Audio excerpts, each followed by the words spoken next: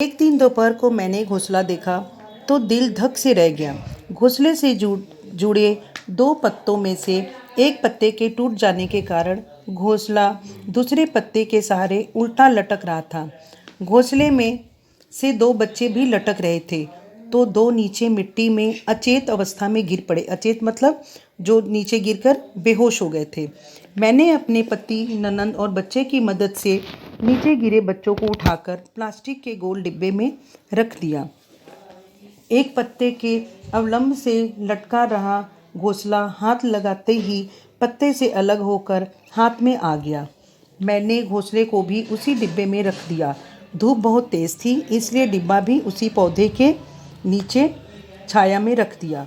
चारों बच्चे खुली आंखों से मेरी गतिविधियों को देख जैसे मुझे धन्यवाद कर रहे थे। मैंने उन्हें रुई से पानी पिलाने का प्रयास किया, सब व्यर्थ, क्योंकि उन्हें न तो खाना आता था और न ही पीना।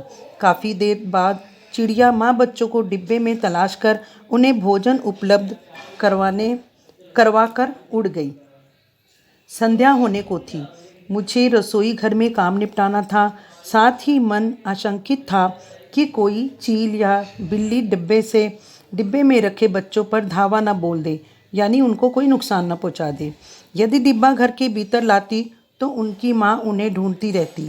काफ़ी सोच विचार के बाद मुझे घोंसले को पुनः शाखा पर बांधने का उपाय सूझा। अब मैंने दो बच्चों को भी घोंसले में डालकर घोंसला उसी पौधे की सबसे नीची डाली पर एक पतली सी रस्सी से बांध दिया, ताकि मैं रसोई घर से उन पर निगरानी रख सकूं।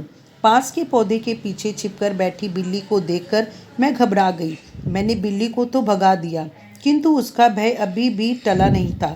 इसलिए मैंने घोंसले की रस्सी खोलकर घोंसला उसी पौधे की सबसे ऊंची डाली पर फिर से बांध दिया।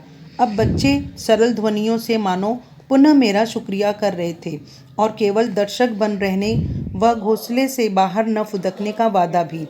आज मैं स्वयं को शौकिया पक्षी दर्शक से बढ़कर कुशल पक्षी विशेषज्ञ अनुभव कर रही थी और जैसे अब पक्षियों में आत्मीयता संबंध स्थापित कर अपनी अंतरंग बातें भी समझने लगी थी।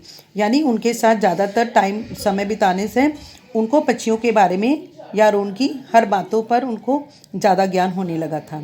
सांझ हो गई। चिड़िया माँ काफ़ी देर से इधर उधर मंडरा कर घोंसला ढूंढ रही थी। बच्चों ने घोंसले से मुंह बाहर निकालकर चींची कर माँ से संपर्क स्थापित कर लिया, मतलब माँ को अपनी आवाज़ों से उसको माँ को अपने पास बुला लिया। अब घंटा भर चिड़िया माँ द्वारा आहार ला कर बच्चों को खिलाने का क्रम जारी रहा। रात्रि में चिड़िया और बच्चे बिल्ली से सुरक्षित गहरी नींद में थे। सुबह सूर्योदय से पहले ही मैंने घोंसले में झांका तो पाया कि चिड़िया माँ घोंसले में नहीं थी। तीन बच्चे पंख फड़फड़ाकर फुर फुर उड़ने की सूचना दे रहे थे। दोपहर तक तीनों उड़ भी गए थे मुक्त जीवन जीने के लिए।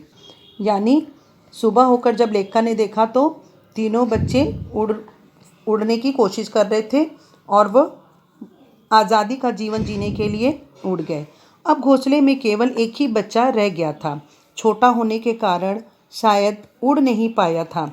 रात भर में चैन की नींद नहीं सो पाई, क्योंकि आज उसकी माँ भी उसके पास नहीं थी। आज रविवार था, सभी घर पर थे।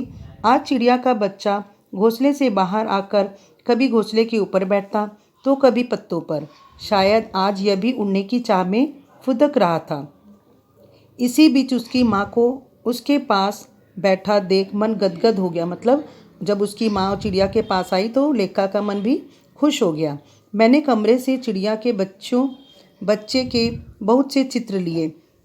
मेरा बेटा और बेटी प्यार दुलार से बच्चे को अपने स्टडी रूम में ले आए और खेलते रहे, फिर बाहर घोंसले में छोड़ आए। अब हम सभी अपने अपने कार्यों में व्यस्त हो गए। 2 घंटे बाद घोंसला खाली था। बच्चा उड़ गया था स्वच्छंद जीवन की चाह में। स्वच्छंद मतलब स्वतंत्र जीवन जीने के लिए, अपनी आज़ादी के जीवन जीने के लिए उसकी चाह थी। मैं बहुत उदास थी। तभी मेरे हाथों का स्पर्श करते हुए मेरी बेटी बोली, माँ कोई बात नहीं, वो चिड़िया का बच्चा उड़ गया तो क्या, मैं हूँ ना आपकी नन्ही सी चिड़िया आपके पास। मैं उसकी ओर देख रही थी और सोच रही थी कि सचमुच यह चिड़िया ही तो है। वह भी एक दिन उस चिड़िया की तरह उड़ जाएगी मुक्त जीवन की चाह में। जीवन की परिवर्तनशीलता को समझने का यह एक मूल मंत्र है। शायद यही जीवन है।